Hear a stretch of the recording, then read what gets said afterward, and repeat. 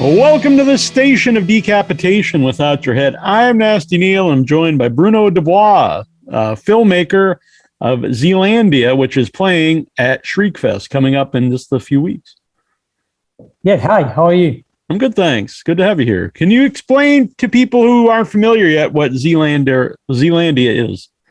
Yeah, so Zealandia is a short film that we've made with my partner a few years ago, but we finished it in March 2020.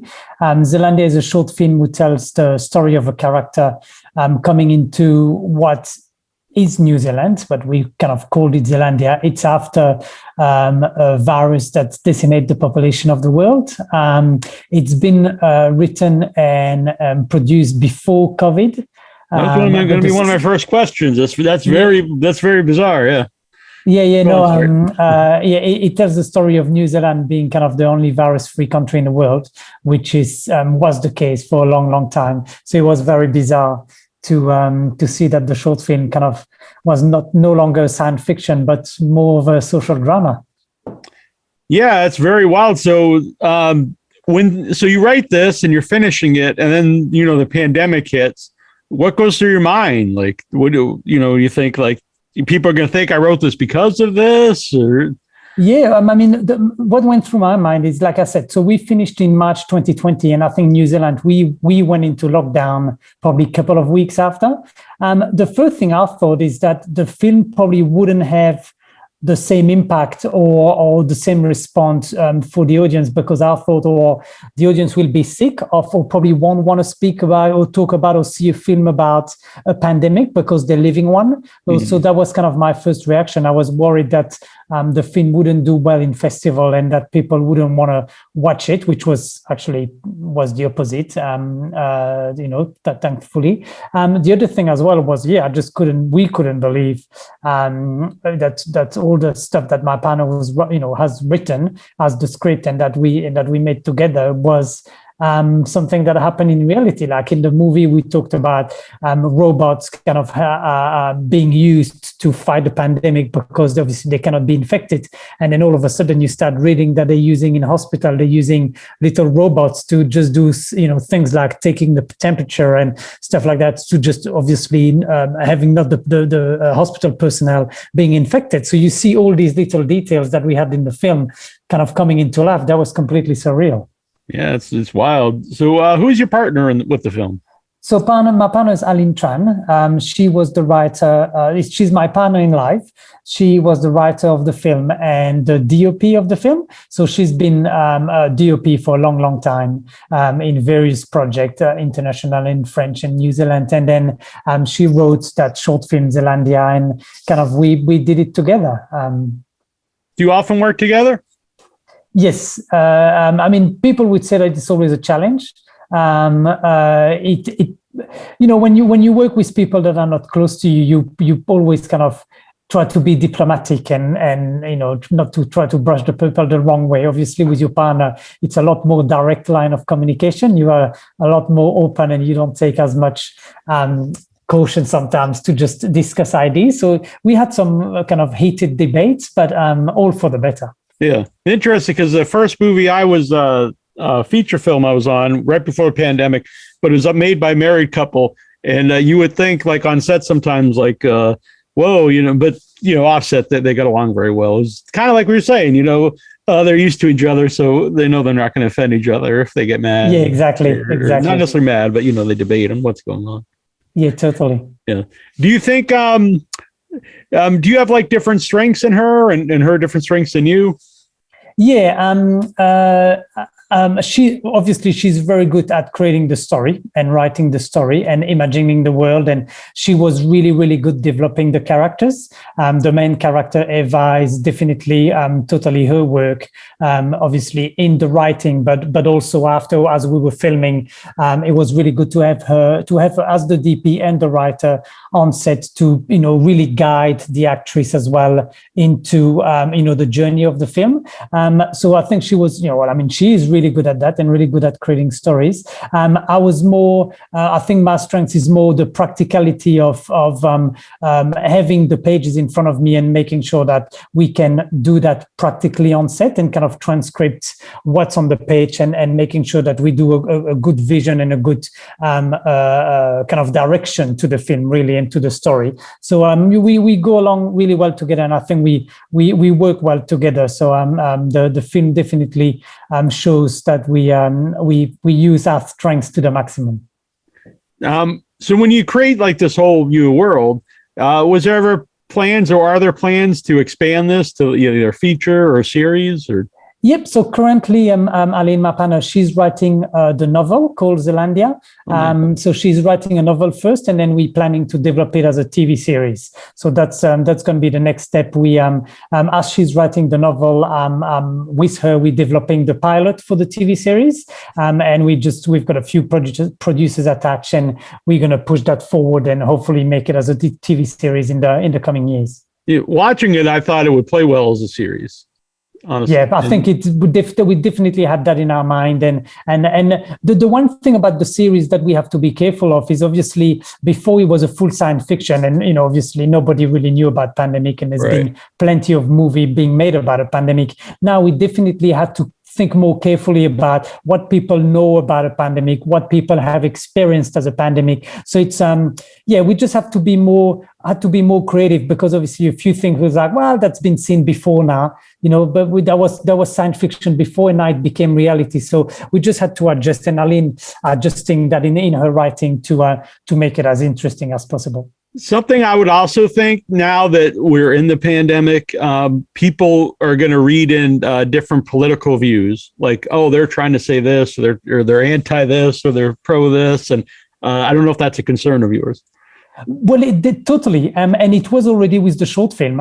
For example, there's I won't reveal the ending, but one of the main character goes at the end. It's kind of an open ending and goes kind of against what normally people should do and not take the risk to bring the virus into a country, which at the start in New Zealand, obviously, that was what the country was trying to do, not to do. It was absolutely not to bring anything that could bring the virus into the country. So as we made the film was being watched by people. We're like, oh, maybe people will think that we are against the closure of the border, or that we're against, letting families coming to visit us because they might bring the virus. So, there's definitely a political aspect to it that we didn't think of before or while we were making the movie. That's for sure.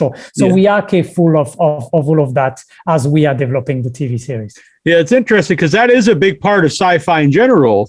People have political and social commentary, that they're talking about. But this one is almost, accidental, that, and people could draw their own conclusions, which honestly is good, though. At the same time, people can draw their own conclusions in what it's trying to say. Yeah, exactly. So I know you shot this in New Zealand, but where, how did you find the sets, and where exactly did you shoot it?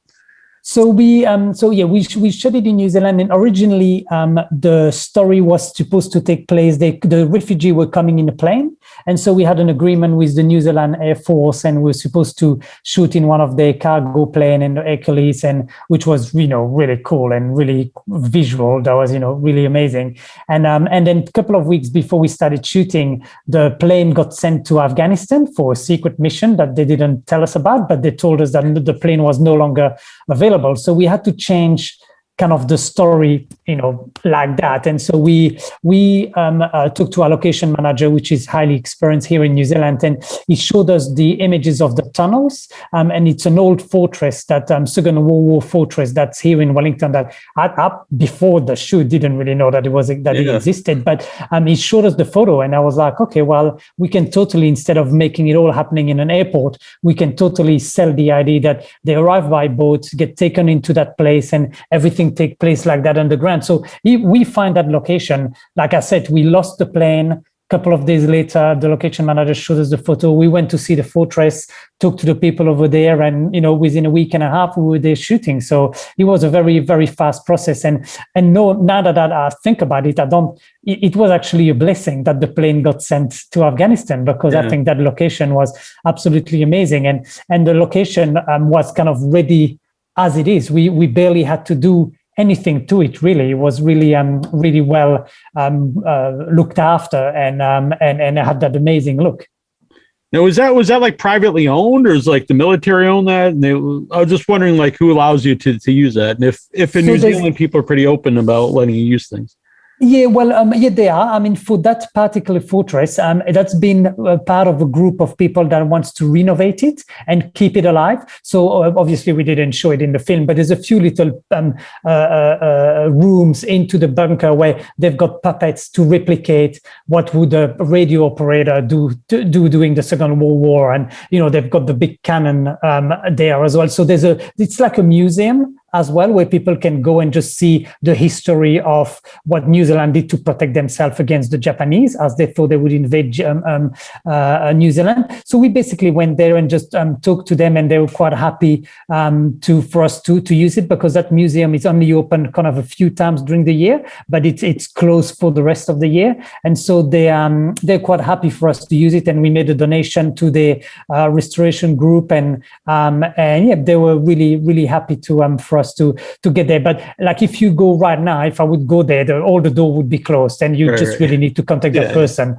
to let you in. It's not, the public cannot just access it freely. The last probably a couple decades, like a lot of big Hollywood movies do a lot of shooting in New Zealand. So did that help the film community there? Like, is there a lot of work in films, and is it something that's more accessible to get involved in? Yeah, I mean, I would say more than definitely. I mean, I've when I'm not directing my own project, I worked as an assistant director on other projects, and I've worked on the Hobbit trilogy and Ghost in the Shell and Mortal Engine, and kind of big American production that came down here to New Zealand. And obviously, I made a lot of connections. I learned a lot working for highly experienced directors. So that definitely helped me to direct my own project, to have an understanding of visual effects and having an understanding of each part of the filmmaking process.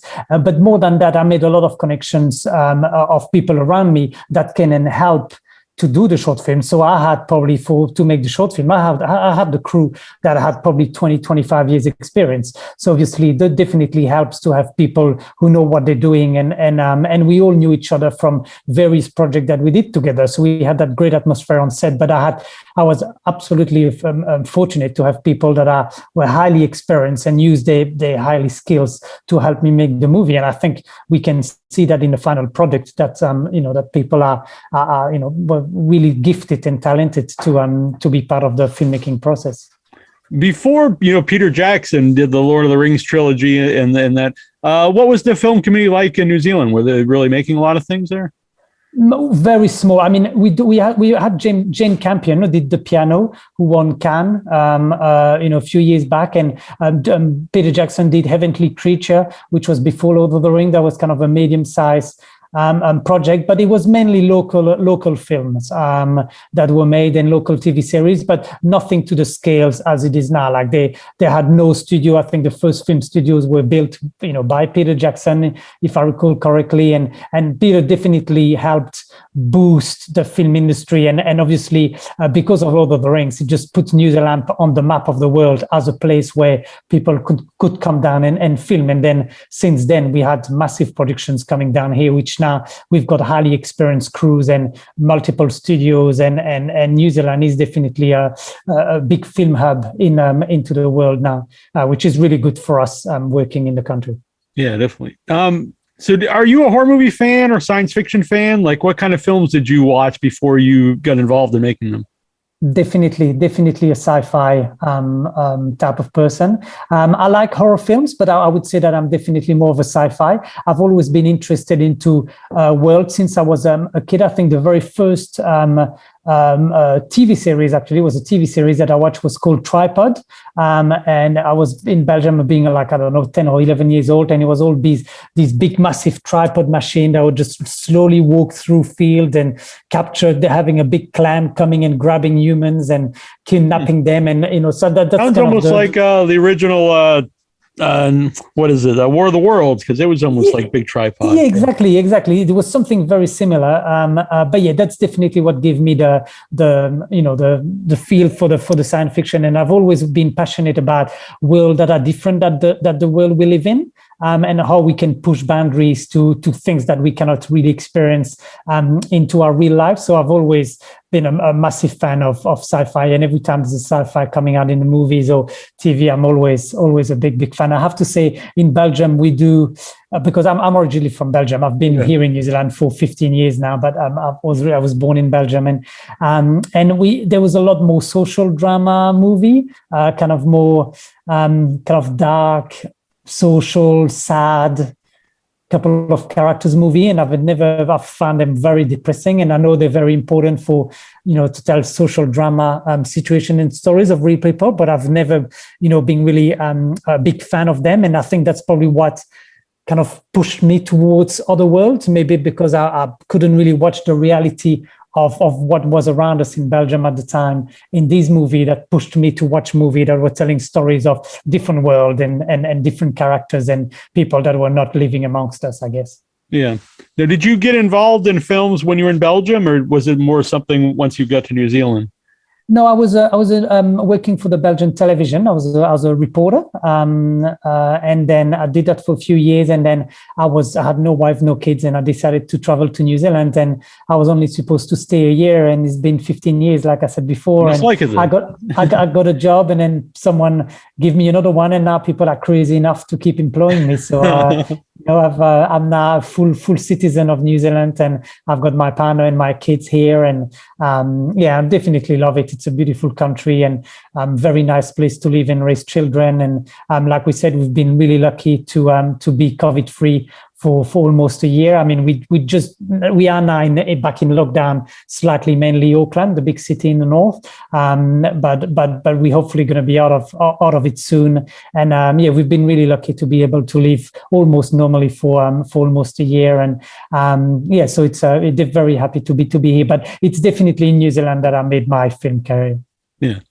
About the idea of doing it as a series, I've talked to lots of independent filmmakers on the show, and a lot of them suggest instead of doing a feature film, series is the way to go because of the rise of all the different streaming sites, and they need like content. And a series, is just more content than the one movie. Totally. And that's the reason as well. I mean, it's not the main reason. The main reason we wanted to do it as a series is because we felt the character.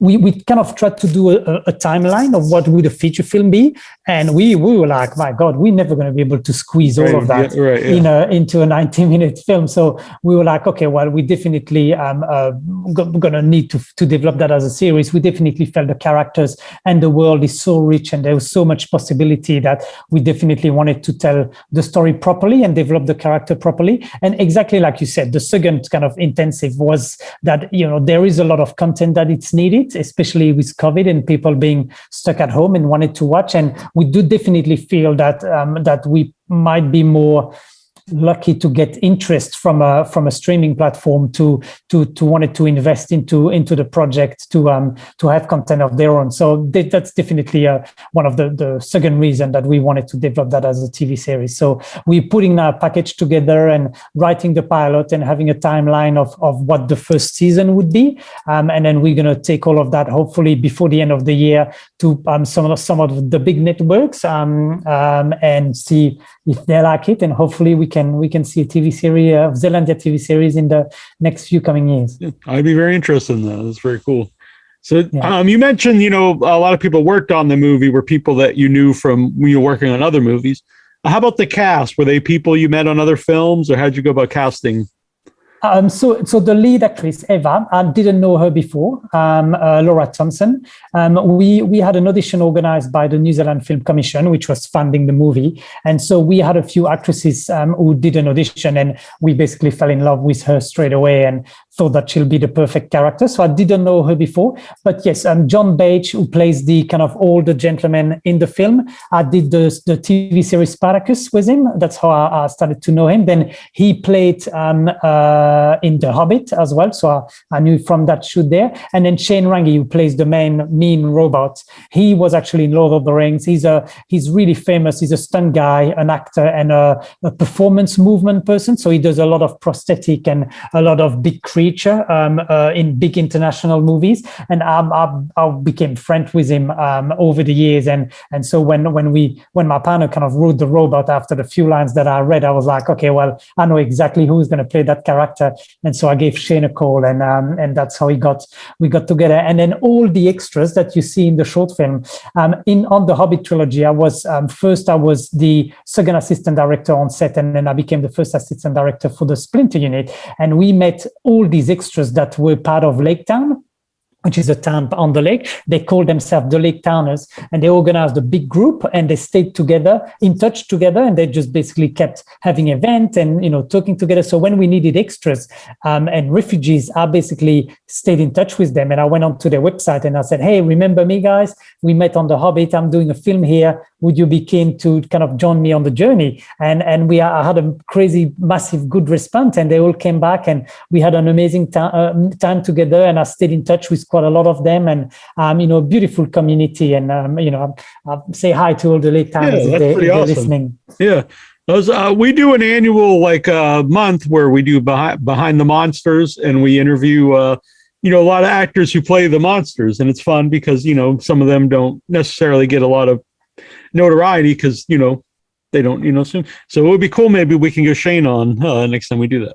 Oh, you should definitely look him up. He's played in Lord of the Rings. He's the main guy on the big elephant. He's leading the charge with the big elephant there. He's done stuff like I said, creatures for like so many orcs and goblins and things, but obviously all the time with a mask on. And he's been doing a lot of villains on a lot of movies. Obviously, he was one of the villains on Spartacus TV series as well on the first season. And so he's a highly experienced, very talented, the most nice person that you'll ever encounter. So highly suggest that you get in touch. It'll be very interesting to talk to him. Very cool.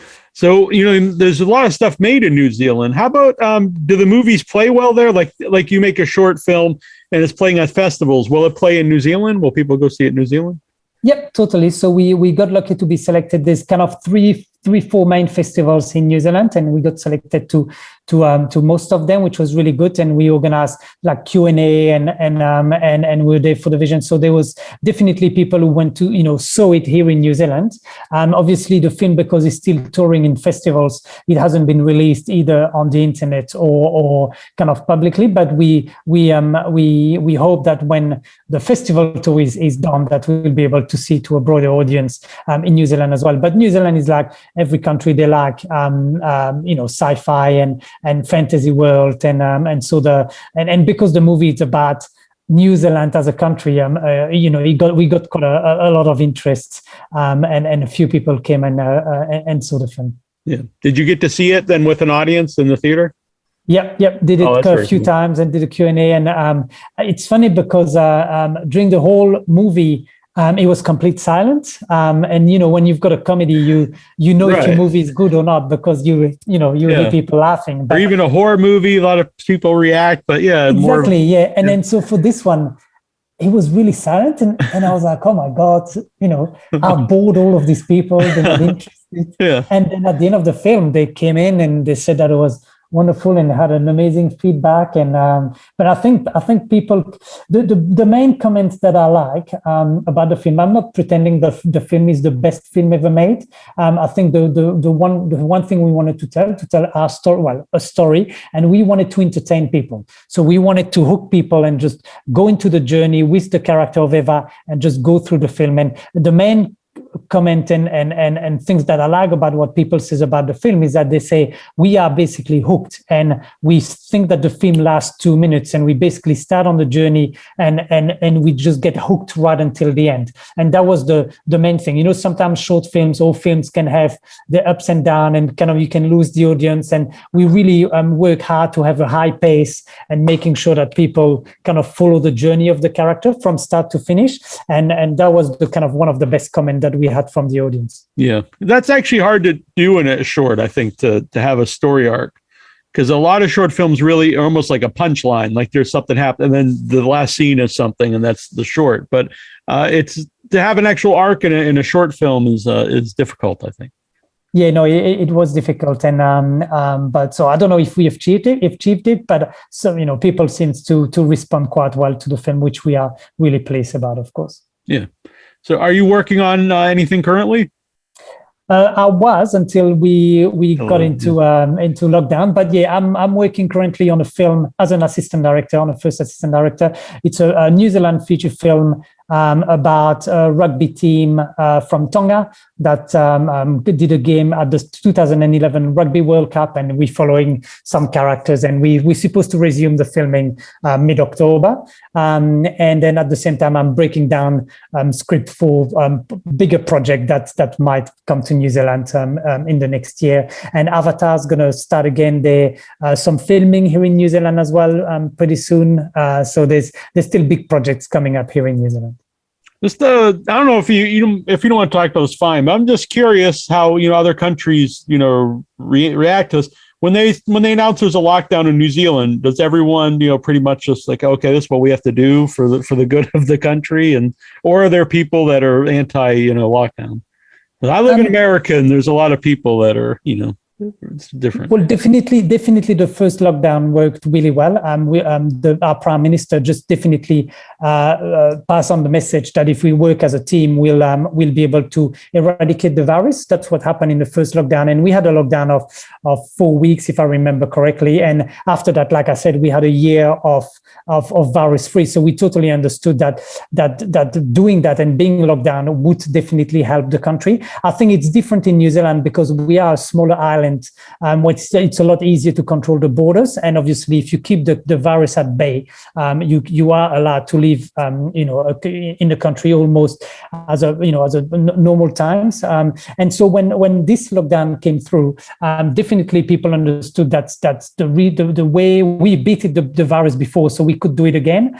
I have to say that now with the Delta variant, which is a lot more aggressive and obviously takes longer to control, the government does have the pressure of the economic situation, and businesses that survived the first lockdown are definitely pushing and are very nervous about extending lockdown more than we have to, because of those reasons, because they still need to earn money. And the other thing as well is that we realize here in New Zealand that we cannot keep doing that forever. We cannot close the borders of the country, forever. We do have to at some point open the borders to the world. And so there's a lot of discussion in the country about how are we going to do it? What are the measures we're going to put in place? But everybody and the government as well is totally understand that we cannot just live in our own bubble, and close everything to the world. And we do have to live to learn how to live with the virus like everybody else. So there's definitely a sense of what we need to do to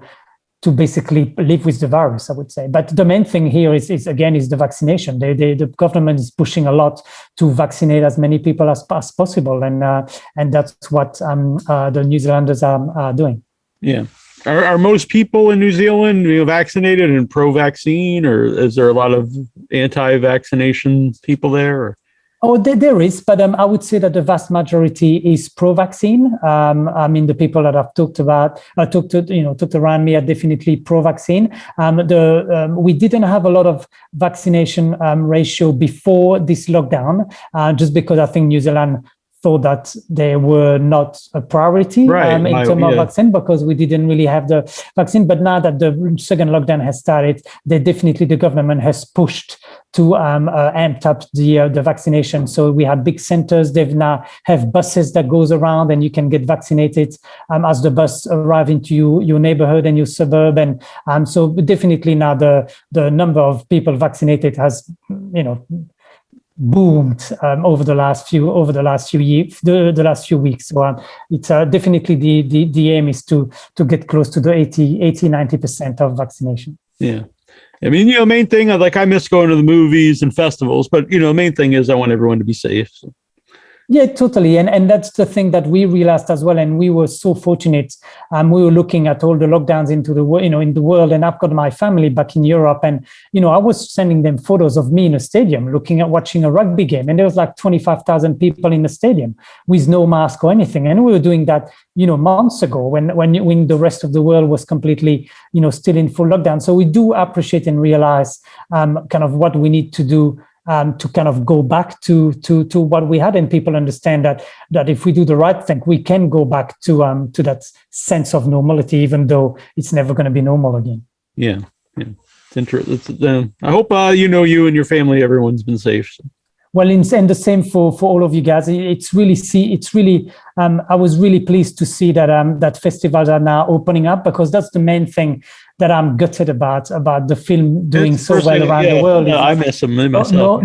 Normally you make a film and then you go and meet people in person, and you make connection, and you talk about other filmmakers, and you learn from them, and you meet maybe producers that might be interested to make your film. And now, I mean, I'm really happy to be talking to you via Zoom, but it's not the same thing as we would be maybe, me traveling to see you guys in person and to be part of of the festival. So I'm definitely missing that from that year because of the virus, is that I missed out on traveling and meeting people properly.